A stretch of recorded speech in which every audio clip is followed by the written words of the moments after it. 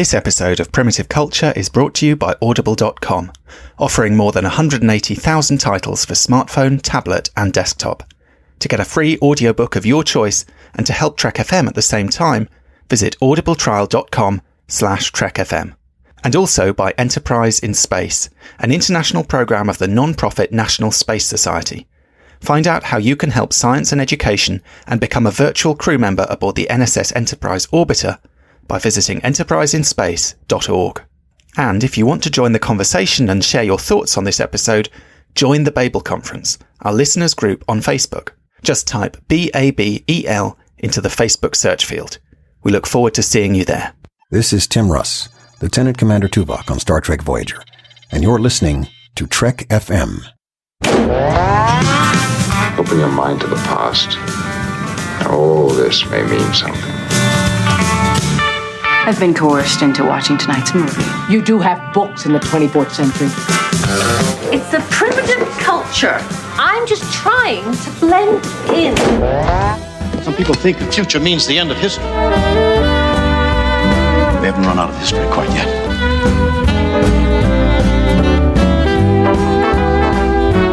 Hello and welcome to Primitive Culture, a Trek FM podcast all about our history, our culture and how Star Trek relates to it. I'm Duncan Barrett and today I'm joined by Tony Black. Hi Tony, how are you? I'm alright, wee laddie, up here in the Midlands of UK.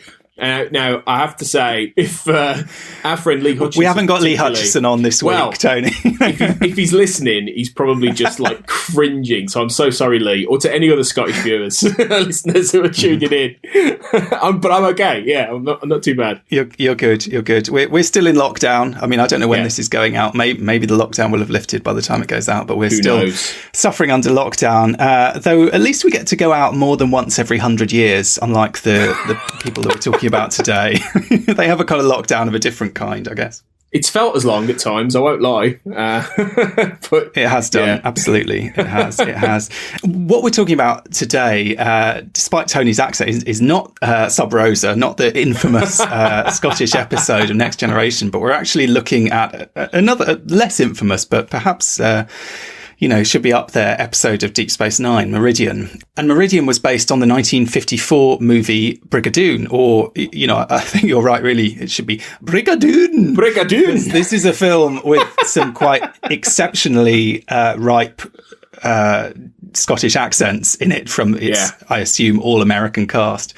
Fortunately, that didn't carry over into the DS9 episode. Maybe the only thing that could have made Meridian worse is if they'd all been doing dodgy Scottish accents a la the Sub Rosa planet. But this is an interesting one, I think. I was going to say, it's one of those things that sometimes we have a classic film that inspires a classic episode. Sometimes we have a classic film that inspires a dodgy episode.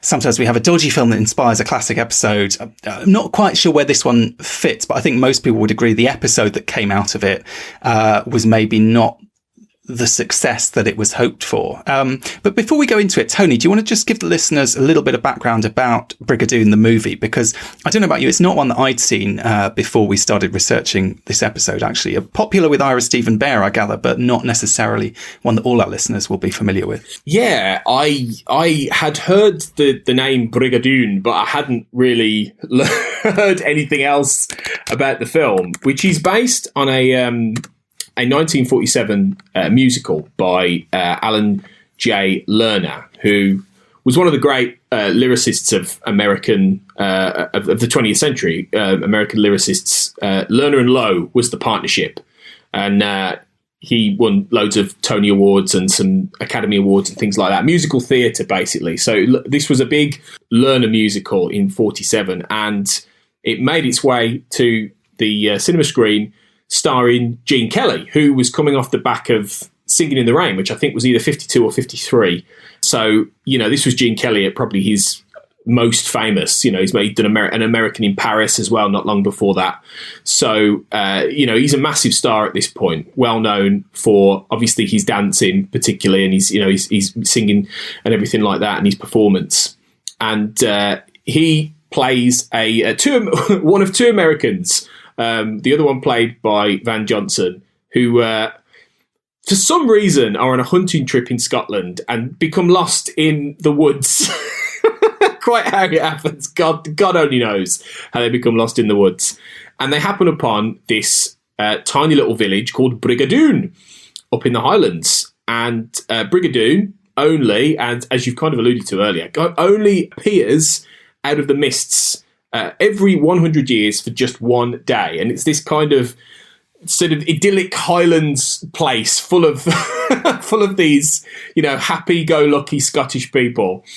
And inevitably, Tommy, which is the Gene Kelly character, falls in love with a wee lass from the village called Fiona, played by Sid Charisse. And that essentially becomes the through line of a story which is played for musical theatre. So you have lots of dance numbers. In fact, Gene Kelly's number 2 on Singing in the Rain, Donald O'Connor, who was another brilliant dancer, was supposed to be in Brigadoon as well, or he was tapped for a role in Brigadoon, but it didn't happen in the end. So you can imagine the kind of, if you've seen Singing in the Rain, you can imagine some of the numbers you get in Brigadoon. There's this one particular number set in the village with a very clear sort of backdrop of just painted Scottish mountains where they're all dancing to, and it's essentially just a love story, and it is all about whether Tommy will stay with Fiona and leave behind the real world and disappear into Brigadoon.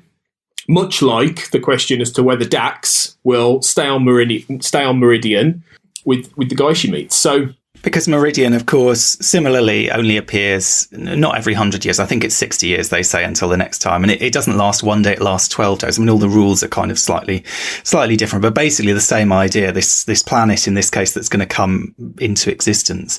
And there is, I suppose, something as well of that kind of the idyllic kind of simpler life. We always see in Star Trek this idea, going back all the way to the Cage, really. I mean, we've talked about it before, that these Starfleet officers are kind of longing for a simpler life. And this planet sort of seems to have that as well. The community on Meridian, it almost reminded me a little bit of the community in Insurrection, actually. And interestingly, Meridian's directed by Jonathan Frakes. You sort of wonder, is there a kind of, is this an insight into what Jonathan Frakes' idea of a happy, kind of easygoing lifestyle is? Similarly, I think there's something slightly kind of unbearably boring about it. I don't know if you felt that. I mean, yes, it's all very pretty and it's all very nice and they all seem like lovely people. And the same could be said of Brigadoon, actually. Is this lovely community full of all these, charming Scottish people? There's kind of one bad egg in there who has to be dealt with, which we don't even get any bad eggs in the DS9 episode. But you almost sort of expect in that DS9 episode something to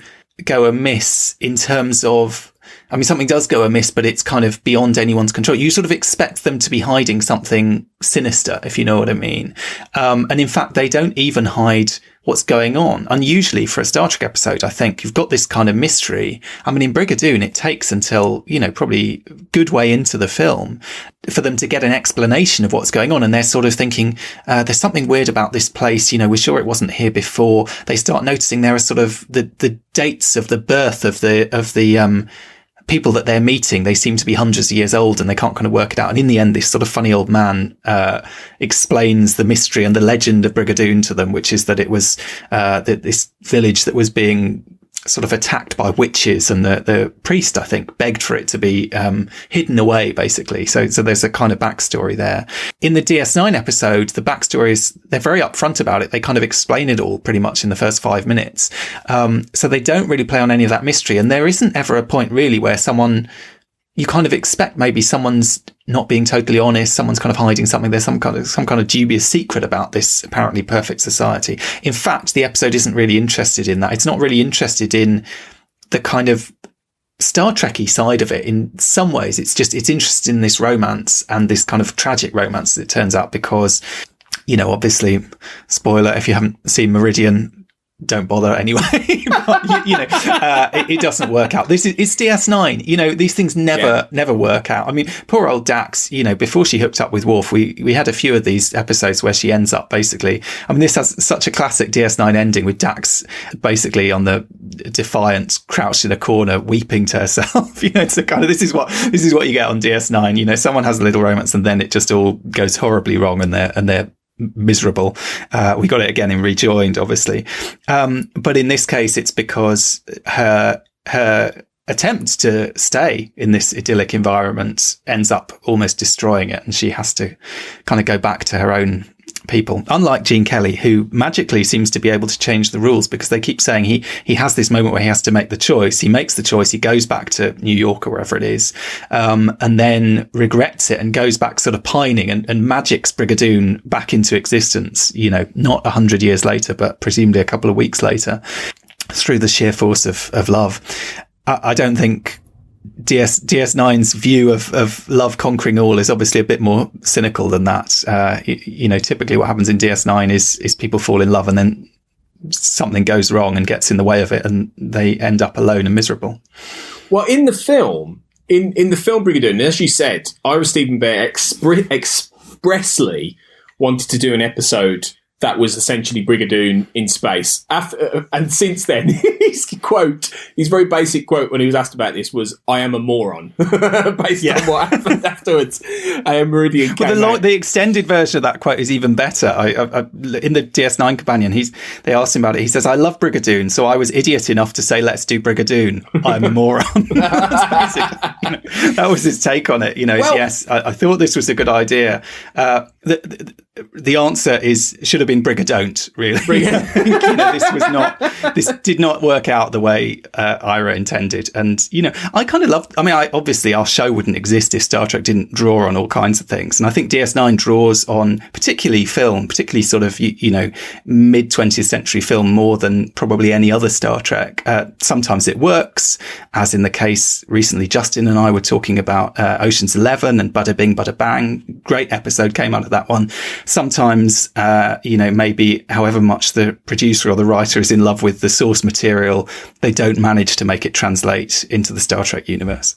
And it's not surprising, really, because the whole thing with Brigadoon is based on some sort of mystical sort of wish fulfillment, because they're told that it's like a miracle that is what's happening to Brigadoon. But the sort of mystical schoolmaster guy, Mr. Lundy, in the film, he recounts how if an outsider wants to stay, they must love someone in the village so strongly they accept sort of the loss of everything they know beyond Brigadoon. So the idea being that when Tommy does go back to New York and he's lost Fiona, and when he realises that she's what he wants more than anything else, he is able to conjure it back up. I think Mr. Lundy eventually says, "Oh, you must really love her. You woke us up. You woke me up," as if to say, like, the power of your love, the force of your love brought this village back into existence against all the odds. Like you say, he cheats. If you love someone deeply enough, anything is possible. Even miracles, he says. And he's like, well, okay, so how do you translate that sort of whimsy, this romantic fantasy, into Deep Space Nine or into Star Trek generally without it seeming really kitsch? Because that's the thing with Brigadoon. It's like, it's hard to say what it would have been like watching this. If there's anyone listening to this show who was alive and around in 1954 and went to see this, and there could well be, to be fair, it'd be interesting to find out what you thought, because at the time, I'm sure it was quite a sweeping sort of romantic, epic sort of musical. MGM musical, but now when you look back with nearly 70 years distance, it is extremely of its time. It is really, like I say, kitsch and strange in some senses and extremely dated. And it would have been the same even in 1994, 95 when Meridian was coming around. So you're like, well, how do you transpose what that film is trying to say at that specific time, in the Hollywood studio era, into DS9 with a show especially as well, which even though it hasn't quite yet found itself completely, it's on the verge of doing that. In season 3, it's giving you episodes like The Search, and the Jem'Hadar, and already, and it's giving you episodes like Past Tense, which is like a couple of episodes away. These fantastic stories that really sort of tap into kind of what DS9 is becoming. But then Meridian feels like it could have been in any Star Trek series. It could have been an episode of. It could have been an episode of the original series, actually, where Kirk or Spock find a Brigadoon planet and they fall in love with a maid, a maiden there, And then it could have been that. It could have been an episode of, you could have done this with Riker, I think, on TNG, early TNG, or someone like that, and had him go down and fall in love with a lassie, and then, and I suppose it's a shame for Dax, because Dax feels almost like the only character you could have done this with. I suppose you could have done it with Bashir, but then I don't know, because that Melora story was pretty bad, in season 2, where they tried to do a romantic story with him. Dax just feels like a character who is so, like, at times, but particularly before they really tap into her as a kind of warrior woman with the Klingon aspect and Worf and everything like that. She feels such a sort of wishy-washy character that you can pour into a story like this, which really doesn't do her any favours at all. And I don't buy the romantic fantasy aspect of this. I mean, for one thing, I don't believe she'd fall in love with this guy after 2 days and be willing to just give it all up. Give up her like 20-odd year friendship with Sisko, with going back with Curzon. And also, why does Sisko just not go, "Are you mad? Like, what are you doing?" Like, it's just, there's so many. Sisko's reaction it's very different, actually. I mean, if there is a comparison with the with the mad Scottish planet in Sub Rosa, I mean, even compared to, say, Picard's reaction there and Beverly's friend's reactions there. I mean, okay, obviously Beverly's acting weird and there's clearly something a bit crazy going on and so on. But I mean, Sisko is very. I actually quite like that in a way. I mean, I agree. It seems strange that he doesn't try to talk her out of it more, but it is, at least it's probably the best scene in the episode. I think is the scene between the two of them, because he sort of says, "Well, this is your life. This is your decision. Are you completely sure you're making the right decision? And if you are," and he does the same thing again in Rejoined, I think, if you're sure you're making the right decision, fine, I support you. Even though in this case it means I'm never going to see you again. I quite like that. I mean, I think it seems mad because it's so obvious to us that she's making a terrible decision.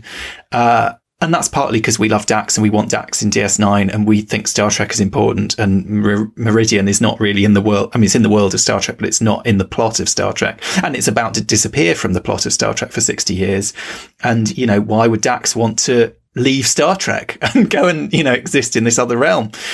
So it kind of, we can't help seeing it as mad. On the other hand, I think one of the strengths of the episode, just as purely as sort of character work and kind of drama, is both Bashir and Bashir, who we know has been in love with Jadzia for a good period himself, and Sisko as well, are quite they handle it well, if you know what I mean, and they're actually very supportive of her, and that is, I found that quite a nice moment in a way. I think they make that work. The problem is, I think you're right. This is this is Jadzia kind of 1.0. This is before they worked out who this character was. But the weird thing is, you mentioned the Klingon stuff. I mean, Blood Oath was way before this episode, I think. So they had already started to kind of delve into who this character was and making her a bit more interesting. This feels like a step back somehow. It feels like a step back into... This is very much a Jadzia story, not a Dax story, if you know what I mean. Insofar as this is not someone who's had lifetimes of experience and this kind of, old soul, whether that translates as kind of being quite sort of Zen and Yoda-ish, or whether it translates to being kind of, this sort of Curzon side that we see in Jadzia later on of kind of being a bit of a rebel and a bit of a kind of party girl and kind of, trying to embrace life and enjoy it. She feels very naive somehow in this episode. And I think the episode kind of plays that up. I mean, you've got this weird scene where the guy, I can't remember his name, the love interest, drags her up a tree. And this is the sort of supposedly the romantic moment between them, but it's this totally depowering scene for Jadzia. I mean, I think it's a weird scene on many levels. First of all, because we have to believe that she has a fear of heights that we'd never heard of. Okay, fine, that happens in Star Trek. Now Jadzia's got a fear of heights. But then why is this guy, if she's got a fear of heights, taking her up a tree and making her, and Terry Farrell plays it, she's kind of interested in the guy, but she's terrified being up the tree. Well, that's a pretty kind of obnoxious move to pull on someone that you're trying to, impress and kind of hook up with, because it sort of seems like a weird sort of power move somehow. Do you know what I mean? He's putting her in a vulnerable position so that he can kind of look after her.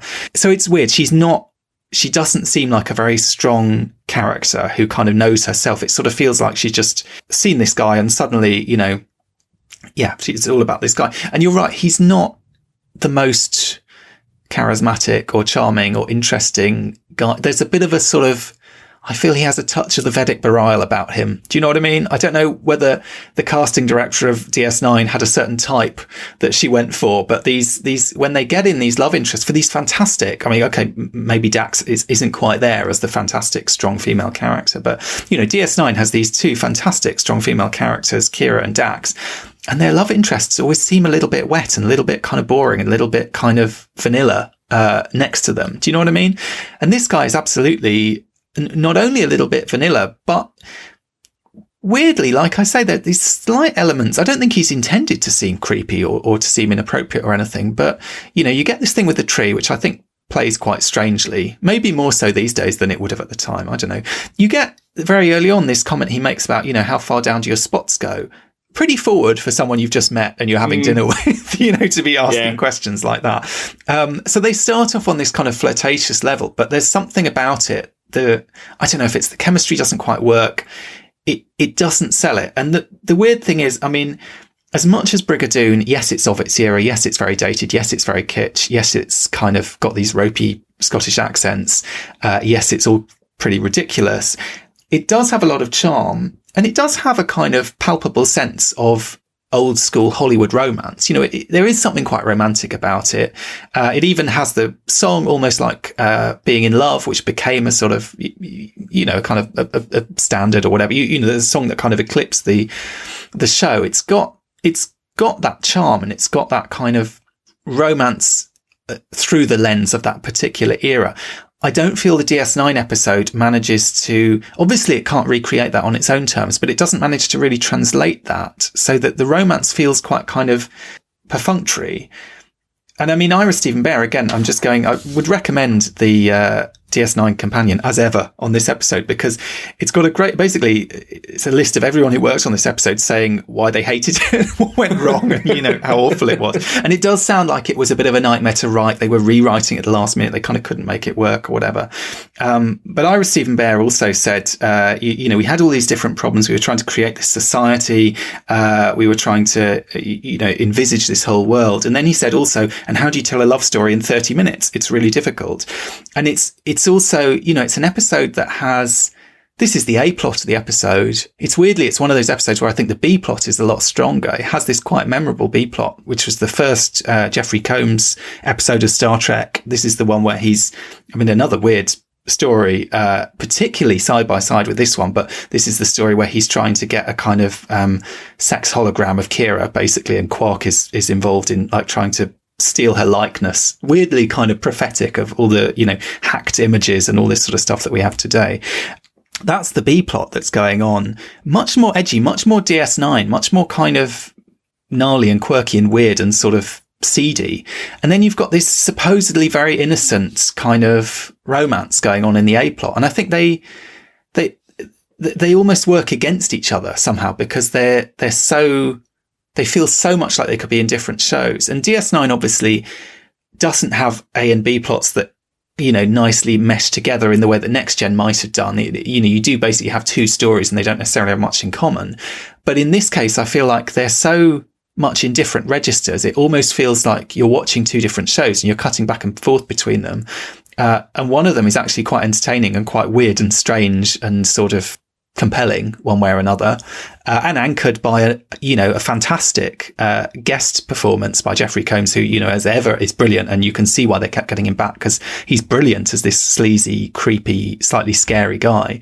And the other, you know, you've got this lead actor this guest actor who is kind of a bit bland and a bit boring and a bit sort of a cardboard cutout. You know, it's sort of, and that's where you need, you know, the A plot is where you really need the episode to work, not the B plot, but somehow it's one of those ones that's kind of back to front. It's a strange sort of combination, isn't it? I mean, I was thinking that at the time, like the whole, I mean, I know we've discussed on a previous episode of Primitive Culture about the whole hologram, you know, dubious sex sort of thing. But it's a strange thing to wedge into a romantic fantasy. It's really odd. It's almost like the flip side of this, you know, this intended love story to be a very sort of cunning, capitalist sex exploitation B plot, which is really weird. It's almost like it's flipping the two extremes. And I don't know whether that was intentional or not, but I mean, it's almost certain that the initial plan was to do Meridian, which was written by Mark Gerard O'Connell, with a few other people as well, and then they obviously knew they hadn't got enough story, so they threw in this and they cooked this up, which is understandable. But I think it's a strange blend, and I think I don't understand really how we're supposed to buy a story like this. I mean, it sort of also goes back to a more of a simplistic way of telling of television, of making television, because in this sense Ira Stephen Bear had a dictum. He loved Brigadoon. He said, let's do Brigadoon. Let's do a cover version of Brigadoon. But what they didn't do is think, okay, how can we spin this so it's not reliant on the audience believing for a minute that Dax, a main character in the series, would give everything up after 2 days to run off with like you say, definitely quite a creepy guy. His name is Deral, I think it is, played by Brett Cullen, who is a decent actor, but he's known for sort of playing creeps. I mean, he plays sort of a shady dude in Lost. He plays a real creep in The Dark Knight Rises. Those are two examples. And in this, he's just quite intense. He's quite intense and possessive, I think. And I was watching it with my wife, who's not seen much of DS9, and we were watching it, and I said, "This is a famously bad episode," and she was like, "Yeah, he's awful. He's smug. He's just not. He's not charming in any way." So it's like for Dax, who, like you say, has been established as a wise, strong character, is thrown into a story where we have to. The idea is to presumably sweep us up into some kind of romantic fantasy, but it's also pointless. It all just seems really pointless. I don't really understand what we're supposed to get out of this as an audience. Are we supposed to, feel emotional when at the end when Dax is caught in probably the worst special effects I think I've ever seen in my life? Like certainly on DS9, it's like a trippy Austin Powers like weird thing she's in. We're supposed to be really choked at the idea that she's lost this man, when it's just even then surely audiences would have been sitting there going, okay, well, no, they won't talk about him next week, will they? And these kind of episodes I think are that, a lot of people talk about how they'd love Star Trek or television to sort of go back a little bit to how it was made in the 90s, through in the network era. But do you really want Meridian? I mean, this is the reality. These kind of episodes aren't made anymore, really, because TV shows cut to the chase. They maybe too often, maybe too quickly. There is an argument for that. I mean, as we've said before, series like Picard and Discovery could do with a few more standalone episodes thrown in there to explore character. I'm not saying that they couldn't, but equally, Meridian is so disposable to be so threadbare and pointless. You wonder what the entire point was. Even working as a cover version, and I think it's and plus the fact it's such a strange film to cover anyway. Like, if you put a list together of, I can understand them doing a take on The Godfather in the Nagus, say. You can understand that one. It's got a real cultural resonance, and it still has today, and it did then. But even in 1994, how many people were watching Star Trek and thinking, do you know what film would be great to do a version of? Brigadoon. It's like, who said who? So it really is strange. Well, we know the answer. Who says that? Ira Stephen Bear. Ira Stephen Bear. And, he's upfront about it. This was, Ira Stephen Bear made many fantastic creative decisions on Deep Space Nine. This maybe was not one of them. It's funny when you mentioned the visual effects. Actually, my favourite of all the kind of sort of bitchy comments of everyone who's interviewed in the DS9 companion, my favourite one is they go to the visual effects supervisor Glenn Newfield, who says, "I don't want to talk about it." So I think there was basically, it does seem like it was one of those episodes where kind of everything went wrong. I don't know if it's as bad. Like, it could probably have been worse. I don't know. It doesn't quite land. It doesn't quite work. And I mean, I think, yes, maybe it's of its time. It's of that kind of 90s era, in the same way as Brigadoon is of its time, insofar as, yes, we know she's not going to leave the show. We know the stakes are sort of artificially high, but you could argue that about every episode where someone's in peril. We know they're not going to die if they're a main cast member. We kind of suspend our disbelief to some extent if they can do it well. I mean, Rejoined has a similar premise. Jadzia falls in love with someone. She, ends up not working out. As I say, she ends up, in tears at the end, and it's a tragic love story, but it works really well. I think partly because, first of all, they really sell the connection between her and the other woman. And it helps that they have this kind of backstory. They have this kind of years of history between them. And maybe it helps that there's this kind of tension, because there's the sense of illicit love and, people who don't want them to get together, and everyone is kind of anxious about it and so on. So it kind of builds up this, not just romance, but also kind of sexual tension as well between them. That I feel we don't really get in this episode. They just chat over their breakfast of peppers or whatever it is. They invite them down for this meal where no one eats, because it would be a kind of continuity disaster. They all just sit there poking around. She has a papaya at one point or something, I think, that she takes a mouthful of. But other than that, it just seems like a weird sort of, like a strange sort of peppery salad meal that's going on, which presumably was meant to be breakfast. So I don't know what's happening there in their slightly odd community. But there isn't really there isn't that chemistry between them. And as I said, there's this weird, as much as the guy can seem a little bit forward and, maybe a little, I don't know if he exactly comes across as creepy, but I think maybe the presence of the B plot makes some of the things that he does and says in the A plot seem more creepy than maybe they were intended to, because it's kind of priming you, to look at things in this different way. But there's also this weird lack of, it's all supposed to be romantic. It's supposed to be kind of love at first sight and romance, and there's no sex. Whereas the B plot is all about sex. There's no romance. It's all just about sex. This guy wants to have sex with Kira. So it's very kind of lustful and kind of, earthy and sort of grubby somehow. And it sort of raises these weird questions. I mean, Jadzia's decided to go and spend 60 years in, as a pure energy being, basically, with this guy. Have they slept together in the real world? Is she going to be waiting 60 years before they do that for the first time? I mean, you might not ask these kind of questions, because you might think, okay, this is a kind of sweet little romantic episode, and we don't really, that's not family friendly TV in the kind of Star Trek vein. But this very episode is saying Star Trek can talk about the fact that the holodeck is basically a vehicle for pornography.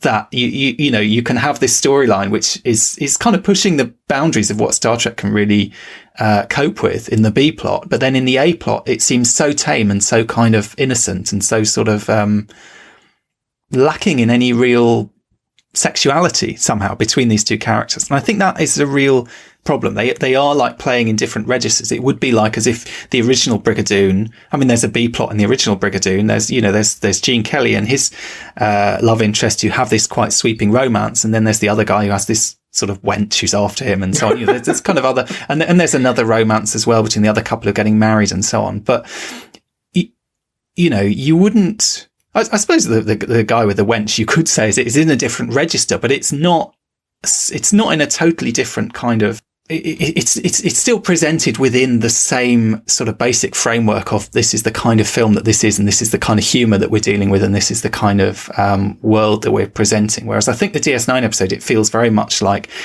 the story in the Gamma Quadrant is a kind of next gen episode, effectively, and the story on Deep Space Nine is a Deep Space Nine episode, and never the twain shall meet. It's funny though, because the actual Brigadoon itself was not brilliantly well received at the time for similar reasons. Like, one of the main critics of the time, Bosley Crowther, who wrote for the New York Times, he described it as curiously flat and out of joint, rambling all over creation and seldom generating warmth or charm. Now, I mean, it's hard to really watch a film starring Gene Kelly and not feel there's charm there. I mean, that's going too far for me, because he is just naturally charming in a way that Brett Cullen, in this episode at least, just isn't. And Terry Farrell is, but not in a way here, in that she's played so submissive and naive in many ways, and like you say, sexless, that you don't get that same level of charm and allure in many ways, and sexuality that Dax brings when she's at her best. And it's strange because she's done it before this episode, and she definitely does it after this episode. So it's like they purposely tried to strip away any sense of, pushing those edges in order to create this weird blend of love story, but then also quite technobabble heavy story. I mean, this is where it is a bit more TNG maybe than TOS. It's sort of got a mix of everything. It's got that TOS idea where, DS9 didn't do many episodes like this, really, did they? They didn't do many episodes where the ship's out exploring. At the very beginning, Sisko says, "Oh, well, the Dominion are out there, but we're still going to explore the Gamma Quadrant." And he's like, "Well, really? Like, surely, it's not really that kind of." The Defiant wasn't built for that anyway. So they're pushing, they're cheating a bit there just so they can do this premise. So you've got that aspect that they're out there doing a bit of exploring. And then they stumble upon this weird planet with a nice little village, and they go, "That's very TOS." But then the TNG side is all the, let's fiddle with the quantum matrix signatures of the whatever, and you didn't get a vast amount of technobabble in DS9 either. When it was at its best.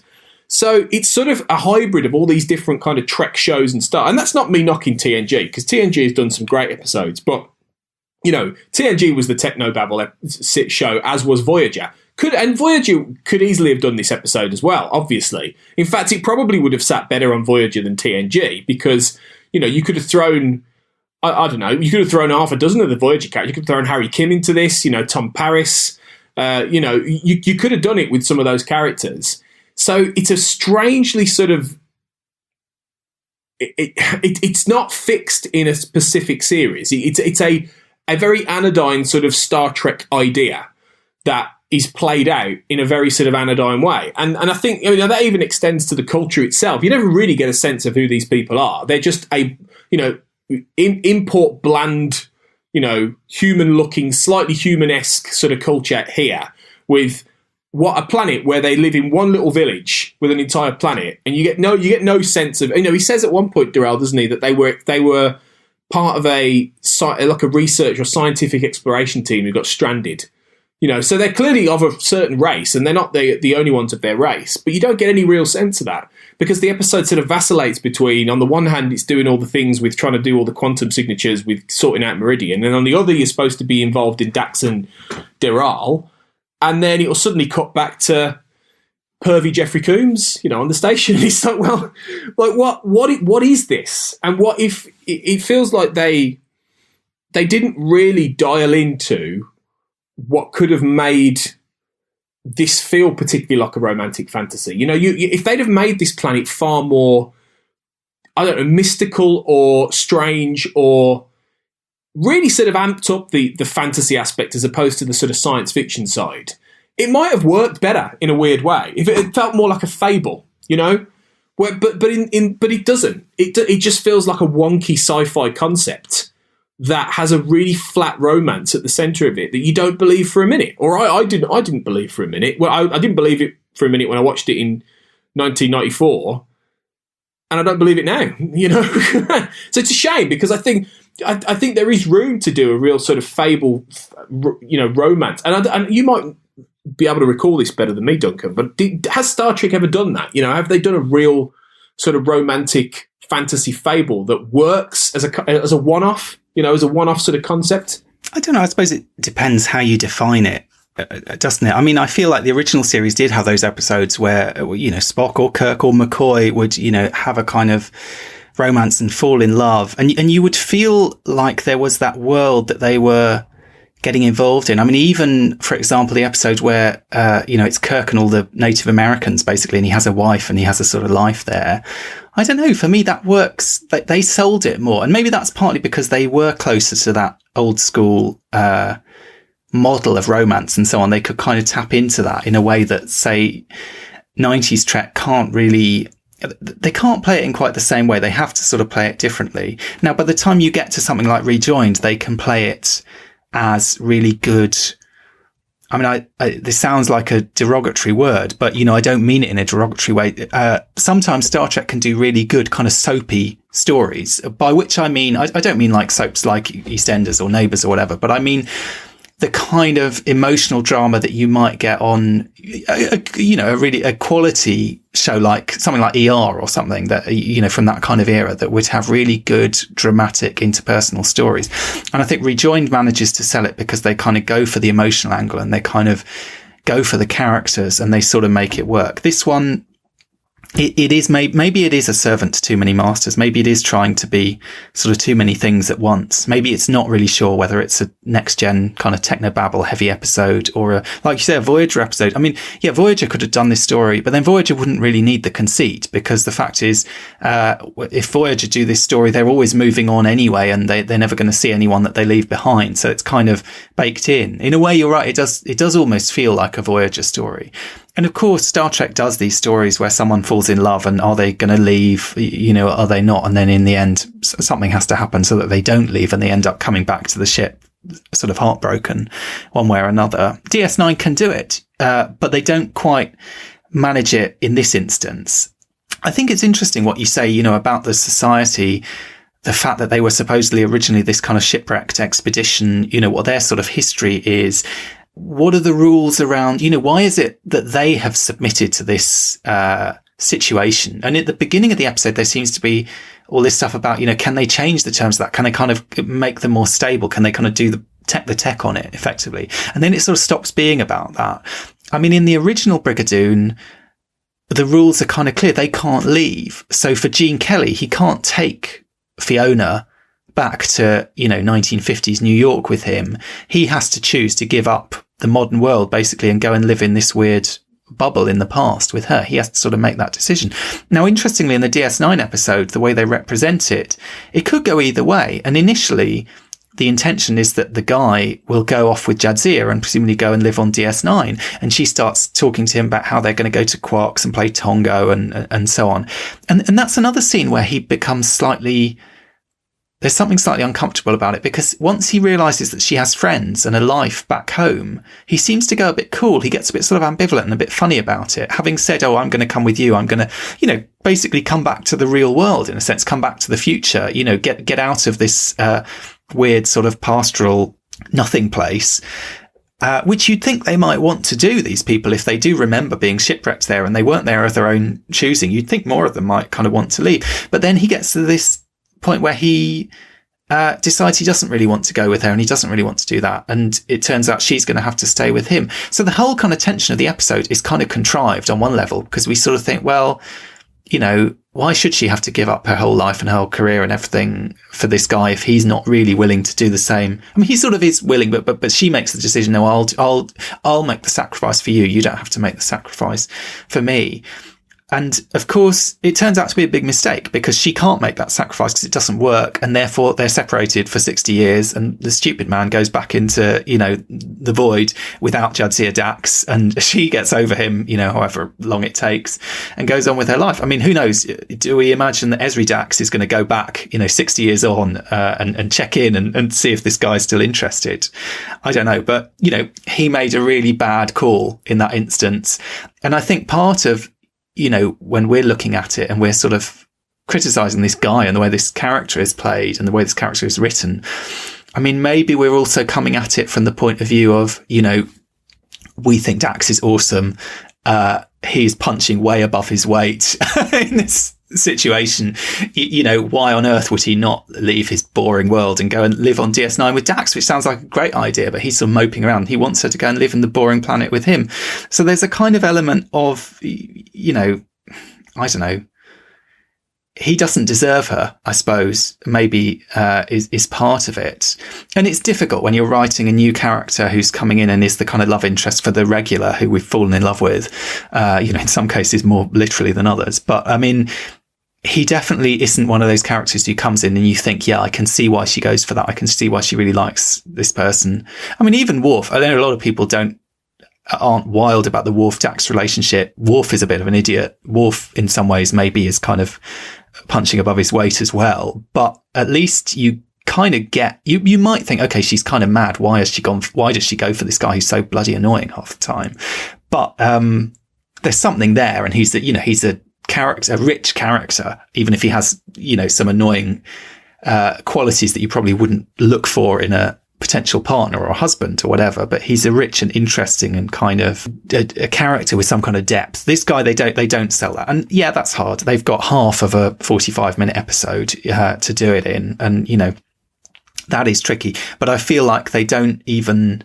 There are episodes, Star Trek episodes, that manage to do a kind of romance of the week and get that kind of connection, get that kind of spark. I mean, something like Counterpoint on Voyager, where you've got the character who, and maybe it helps actually in that one that he's kind of the villain, or is he the villain, or what's going on? But, you get immediately more chemistry, more interest, more kind of, you can sort of see why Janeway might be attracted to that guy, even as questionable as he seems, more than you really get, what is it for Jadzia Dax, who does, after all, have 8 lifetimes of experience and all this stuff, even if Jadzia herself maybe isn't as experienced, that she sees this guy and is willing to, chuck in her entire life, her entire career and so on. It's a hard sell. And I think maybe that's part of the issue, is they don't quite manage to sell it. Brigadoon, I think we sort of buy it a little bit more, partly because we know the Gene Kelly character. He's in this sort of slightly loveless relationship already. He's actually engaged to be married to someone else, but he clearly isn't that keen on this woman. And he meets this, lassie of the Highlands or whatever, who's very, in that sort of old fashioned Hollywood MGM musical kind of way, very romantic and very charming and very appealing. So you can sort of see why he would be bewitched by that. There's nothing really bewitching about whatever his name is. What do you say his name is? Deral. There you go. I think I can't even remember his name. Having watched the episode. This is not a good sign. But I think that's exactly it. I think in that when Brigadoon is selling a sort of timeless fantasy in many ways. I think the fact that it's an old fashioned Scottish village is quite crucial. She is a beautiful maid from a different age, a more innocent age. I said to my wife, said, "What's Brigadoon like?" Then I said, "Well, imagine like a musical 50s version of Outlander, and that's basically what it is, right? Essentially, it is this romantic sort of fantasy, not just of a love story, but also the idea that you can find this connection to the past and to maybe a more innocent pastoral sort of life. And I think that's kind of what ends up being appealing to Gene Kelly. He's from this, 50s New York. He's like you say, he's in this relationship he's not invested in. So she's an escape. She in many ways is an escape. This life is an escape. And that's part of the fantasy, I think, of it at that point as well, especially in that sort of post-war Hollywood era where it was all about, this was the MGM musical era. Gene Kelly and his partner Arthur Freed were making all these amazing Technicolor sort of musicals, like I say, like Singing in the Rain, like An American in Paris, all these things that were selling Gene Kelly as this super charming American, dancer icon. Who would get swept off his feet and sweep people off his feet, and audiences go to buy into that, Whereas I think with Meridian, the problem is that really I don't really know what Dax, like you say, I don't know even beyond Deral as a character, as a man, because Brett Cullen isn't charming enough innately to pull that off. Nor is the character written on the page well enough to pull it off. But even putting that aside, what is appealing about the life she would have with him? What would... because there's more than the sum of the parts there. It isn't just about this passionate love for this one man who she's met 2 days ago. There has to be more to that, especially given she's going to become like an energy being. It's more than just downing tools. I'm going to go and live on a farm with this guy, pop round, Cisco, if you're in the area. There's none of that. She's gone if she does this. So I don't really know what that is. In Brigadoon, I understand it. As kitchen, as silly and old-fashioned as it is. With Meridian, I think it's in an era where, maybe it's just in some senses it exists in too much of a postmodern era.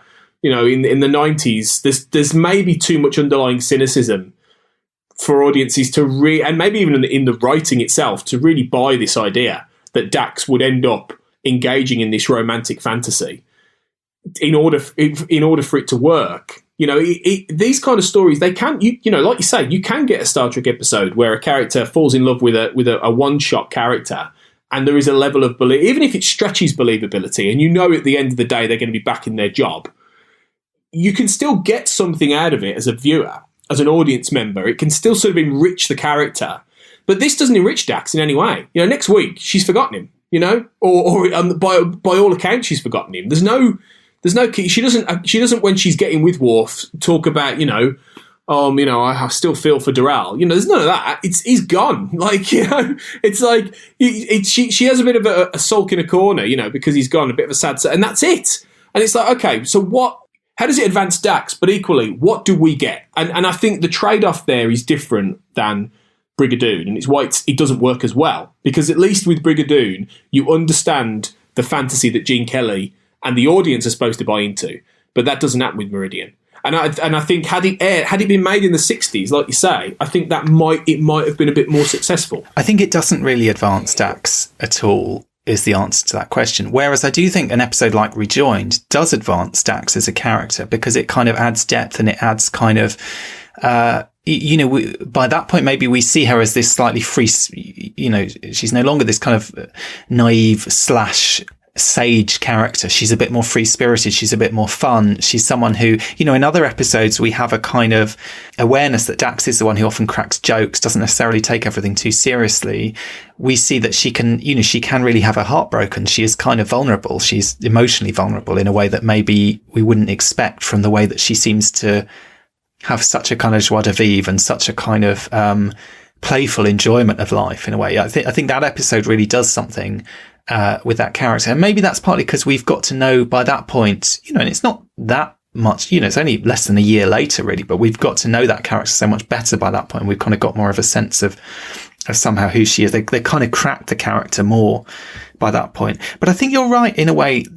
When you say DS9 is more cynical, maybe that's part of it as well. It does feel like it would work as a Next Gen episode better, maybe. It does feel like, even as you say, it might work better as a Voyager episode.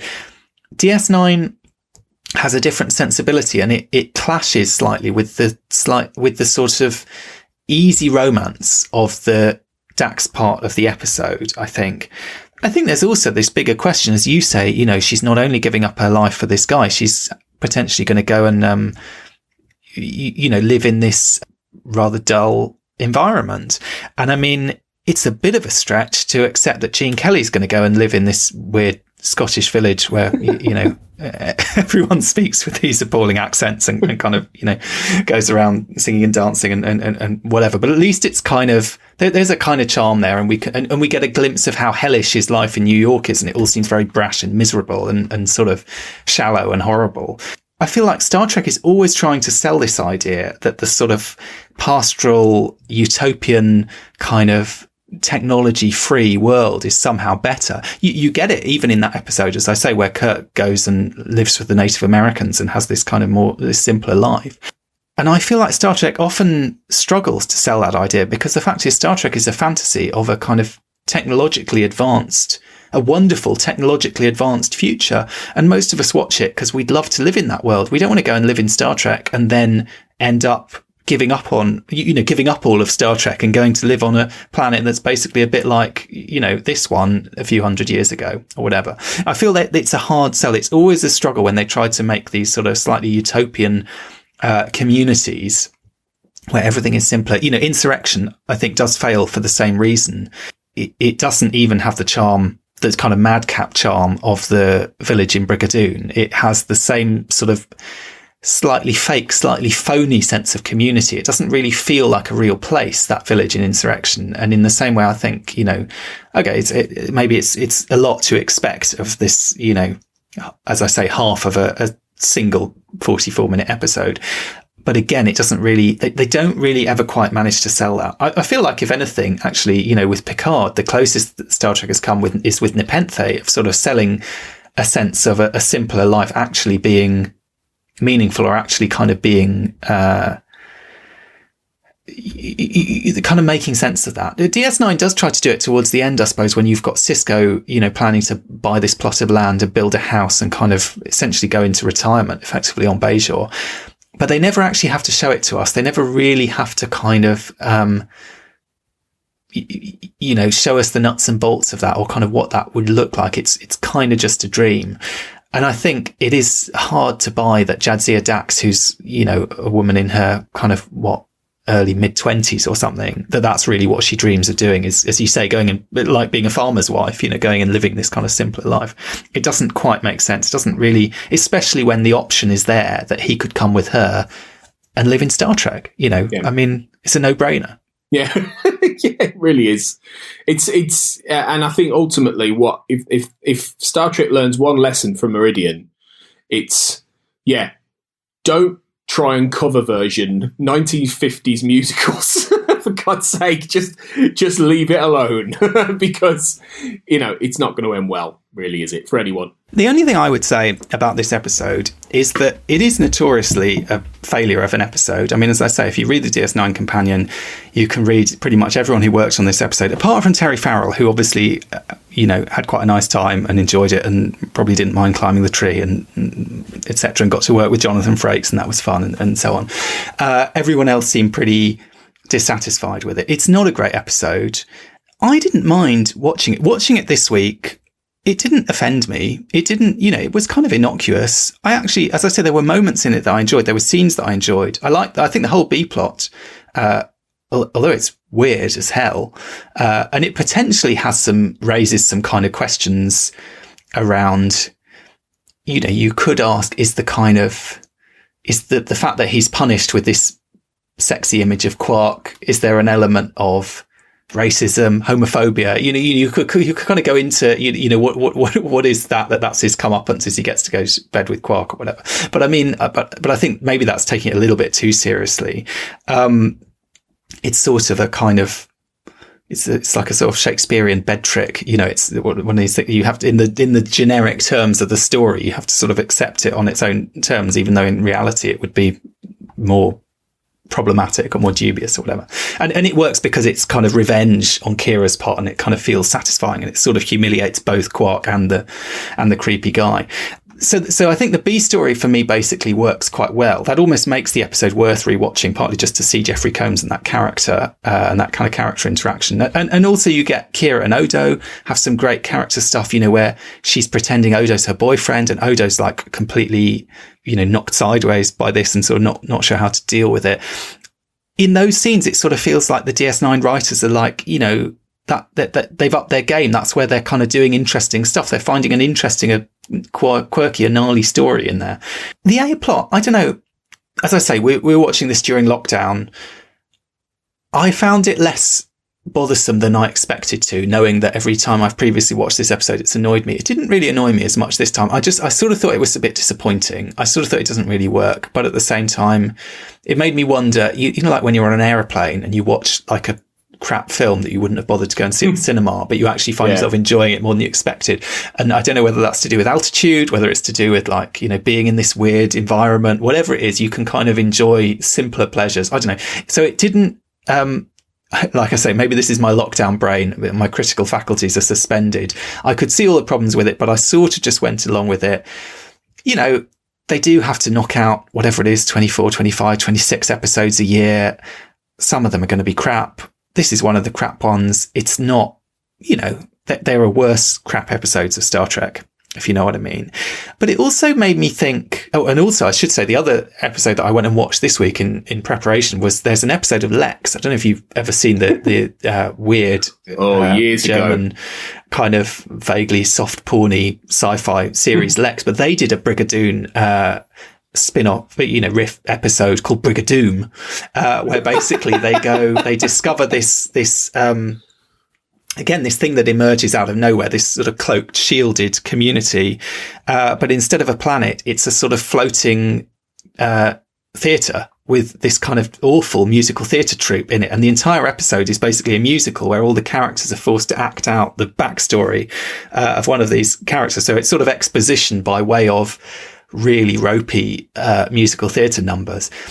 And that having watched that, I have to say, which is just, I mean, Lex is a weird series, and it obviously is selling itself on the kind of the freakiness, the kind of porn elements, the kind of, you know, all this sort of in your face stuff. And then for it to do this quite bland, boring installments in musical theatre, it really, anyway, I would not, it could be worse, I suppose, is what I'm saying. You could be inspired by Brigadoon and write an even worse story than Meridian. And if you want to see it, go and watch that episode of Lex, because it's truly dire and dull. Whereas at least the DS9 episode has that B plot going for it. So I don't know. But the other thing it made me wonder is, you know, they were working on this right up to the wire. They were rewriting it constantly. They were sort of trying to get it right.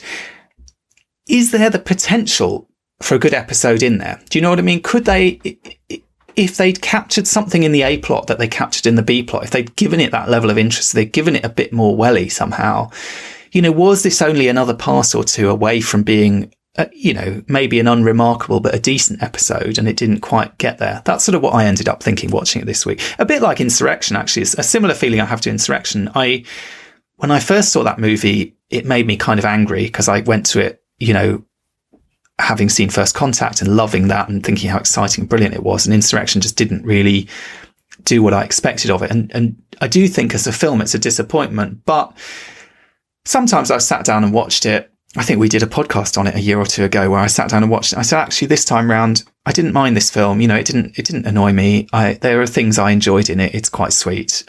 It's just, it's not the film that it could have been or it should have been. And I suppose that's the thing with this episode. You know, was there a kernel of a good idea in there that could they have pulled it off somehow? Or was it just, as I say, a sort of doomed, a Brigadoomed idea from the start? You know, they should never have touched it. I think it's a bit of both. I think maybe, I mean, the Insurrection aspect is a good comparison in some senses. And I think at least what worked with Insurrection is it had stakes. It had some level of incident plot to it that it was trying to do. And Meridian doesn't really have that. Meridian is solely sort of focused on the will Dax, you know, do this? Well, will you know, and the love story there, really. Whereas, I mean, if they maybe tried to angle it a little bit more into having some real stakes to it, in that, you know, who knows? I mean, these people are supposed to have been in this situation for millennia. They talk about how it was millennia when they were separated from their race. You know, what if their race suddenly finds them? You know, and it's, you know, there's real problems there. I'm not saying it's got to be end of the universe stakes or anything like that, but just have to be more of an actual plot. You know, incidental plot, rather than it really being that retread of Brigadoon in that sense, and having to sort of be propped up on this really flat romance. I think had they done that, maybe if it hadn't been quite as reliant on that chemistry that isn't entirely there between the two actors, and putting Dax in this position, it might have worked. But I think they should have just steered clear from the beginning. I think they could have. You know, it was very disposable. And like you, I don't hate watching this, watch this or anything like that. You know, I don't find it completely unwatchable, but it's just, it's pointless. You know, it really is a pointless hour of television in almost every way. And I think it doesn't enrich anything. It didn't enrich me. It doesn't enrich Dax. It's not particularly, it doesn't look particularly good. The script isn't great. I just don't know what it's for, really. But it did at least allow me to watch Brigadoon. I probably never would have watched Brigadoon, which is okay. You know, I'd say if you're gonna choose, watch Brigadoon instead. that's more entertaining in some senses. And it's interesting. And it's got a few good dance numbers as well. I mean, who knows? Maybe Meridian just needed one or two good dance numbers, and that would have, you know, perked things up a bit. It needed the all singing, all dancing. I mean, Lex went for it, right? When they did this story, they you know, tried to do the singing and dancing. I mean, who knows? I mean, maybe that's part of it. Is they took the kind of central conceit, but they didn't really capture the whimsy. They didn't take the sort of wackiness. I mean, it's a silly musical. It's a ridiculous story. And at least the musical plays that for charm and kind of whimsy and kind of, you know, it's silly. They've got these huge dance numbers where everyone's in kilts and doing kind of mad Scottish things. And, you know, okay, maybe it's a bit ropey and maybe it's a bit, there was a kind of debate at the time, I think, should they have filmed it in the Scottish Highlands, or should they, as they did, film it on the MGM sound stages? And I think wisely they decided to film it on the sound stages, because if they'd taken that cast to actual Scotland, I think it would have been even more of a sort of strange disjunct somehow between fantasy and reality. But at least the fantasy they presented as kind of weird and idealized and sort of unreal as it may seem. I mean, it is a bit like the Scottish planet in Next Gen, or the Fairhaven episodes in Voyager. At least it has that kind of charm. At least it has those production numbers. It has these huge, big scenes, got a big epic, visual storytelling and so on, musical theatre storytelling going on. It's got some pretty decent songs. It's got, one really good song. It's got some pretty decent dance numbers and so on. They're sort of throwing more at the screen. Whereas the DS9 episode, they don't really have the resources to do that. Even the special effects that they need, they're struggling to kind of get those to work. It doesn't have as many bells and whistles sort of distracting you from the hollowness at the heart of that kind of the hollow emotional connection really at the heart of the story. And I think that's why if it was going to work, it would have to work based on a really strong connection that was going to be sold very, very quickly in terms of screen time between these two characters. And that's the one thing that is conspicuously lacking really in the episode. I think it needed to give into the whimsy. Definitely. Had it given into the whimsy, we might be talking about it differently 20 odd years on, or even at the time. Well, I actually there's a DS9 episode, funnily enough, that is not a popular episode, the episode Fascination, which is the one that's kind of A Midsummer Night's Dream, basically, on DS9. And Oksana Troy comes along and everyone falls in love. And it's very silly and I think, very funny. I mean, I find that episode very funny, and it is quite whimsical and it is quite ridiculous. And, it leans into the absurdity of the situation. And it's also got kind of sweet moments and kind of elements of maybe not realistic romance, but kind of sort of generic romance, if you know what I mean, and so on, all thrown in there. I don't know. So I feel they could do it, but maybe not this time round. So yeah, I think maybe, don't cross that bridge, pass on by, come back the next day when the village is no more. And absolutely, one that was, maybe better left in the Gamma Quadrant. But, there we go. You win some, you lose some. Well, it's been fun taking a tour to the Scottish Highlands via the Gamma Quadrant, but talking about Brigadoon and Meridian is not the only thing we've been doing on Trek FM this week. So have a listen to what else you might have missed out on the network. Previously on Trek.fm, Literary Treks. Not wanting to be spoiled about this book, I would suggest then not listening now, read the book, and then come back later. And then you can enjoy the whole freaking feature of this glorious analysis that we're going to give this. I shot JR. Sorry, I thought we were getting into spoilers. My bad. I don't know. I just woke up from a dream. I was in the shower. The Orb.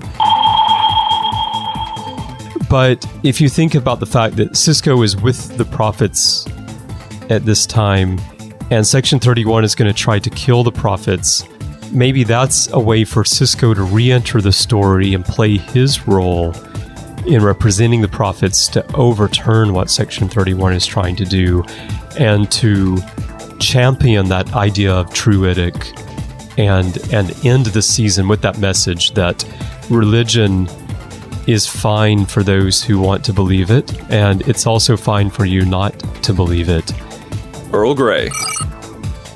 One of my notes I made on this episode is that Riker is a cosplayer. He likes to put on the native costumes of the planets he goes to. Yes. Ewan, I have started making a Riker Angel 1 cosplay. Ewan wants it for SLV. So. Nice. Yes! That was one of my notes as well, was Riker's left nipple. Doesn't leave much to the imagination, but yeah. To the journey! Quick snap poll. Suzanne, would you prefer Neelix to cook for you or Chell? Chell. Chell? Zach, Neelix or Chell? Neelix. Oh. Oh. I see Leola root in your future. Lots of it. Oh, yeah. Give me those exotic ingredients. Yes. Chell is my man. I mean, you can have with Chell, you can get all those puns pun food items that he made. Exactly, it would be like Bob's Burgers in space. Wow. And that's what else is happening on Trek.fm. Check out all these shows and join the conversation about your favourite corner of the Star Trek universe and beyond. You'll find us wherever you get your podcasts. If you're an Apple user, be sure to hit the subscribe button in Apple Podcasts on iPhone, iPad, or Apple TV, or the desktop iTunes app to get the latest episodes as soon as they're published. And please leave us a star rating and a written review. If you're not an Apple user, we've got you covered as well. You can find our shows on Google Play Music, Stitcher, TuneIn, Spreaker, SoundCloud, Windows Phone, in most third-party apps, and you can stream and download the MP3 file from our website or grab the RSS link. We'd love to hear your thoughts on today's show, and there are many ways for you to do that. The best place to join in the larger conversation is the Babel Conference, our listeners group on Facebook. Just type Babel, B-A-B-E-L, into the search field on Facebook and it should come right up. If you'd like to send us an email, you can use the form on our website at trek.fm/contact. Choose to send to a show and select Primitive Culture, and that will come right to us. You can also find the network on Twitter at TrekFM and on Facebook at facebook.com/TrekFM. If you'd like to help us keep all our shows coming to you each week, you can become a patron of the network on Patreon. Visit patreon.com/TrekFM. That's patreon.com/TrekFM to get all the details. Perks include early access to episodes, exclusive content, producer credits, and more, available through our special patrons website, Patron Zone. It requires a great deal of money to produce, host, and distribute these shows each month, so we really appreciate any support you can give us, and we hope you'll join the team. Again, you can find all our details at patreon.com/TrekFM. We'd like to take a moment now to thank our associate producers on Primitive Culture, Amy Nelson, Clara Cook, and Tony Black. Amy is a presenter of many other shows on the network, and you can find her on Twitter at Miss Amy Nelson. Clara and Tony were two of the former co-hosts of this show, and they'll be popping back from time to time. You can find Clara on Twitter at ClaraJeanMC and Tony at AJ Black Writer.